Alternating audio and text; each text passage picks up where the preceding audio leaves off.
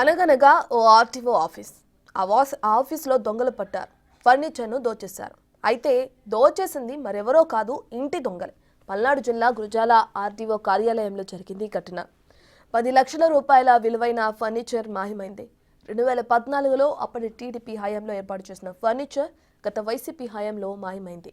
నూతన హంగులతో సర్వాంగ సుందరంగా గురజాల రెవెన్యూ డివిజన్ కార్యాలయాన్ని 2014లో టీడీపీ హయాంలో తీర్చిదిద్దారు.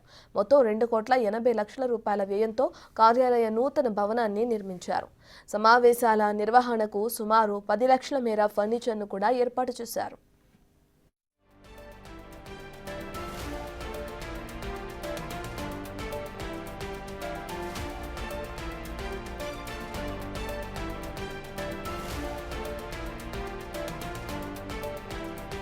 ఇక్కడ వరకు అంతా బానే ఉంది.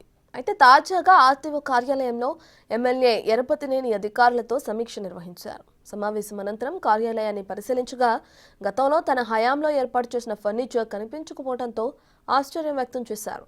దీనిపై అధికారులను ప్రశ్నించినా ఆయనకు సరైన సమాధానం రాలేదని తెలుస్తుంది. దీంతో ఈ విషయంపై గురజాల ఎమ్మెల్యే ఎరపతినేని జిల్లా కలెక్టర్ అరుణ్ బాబుకు ఫిర్యాదు చేశారు.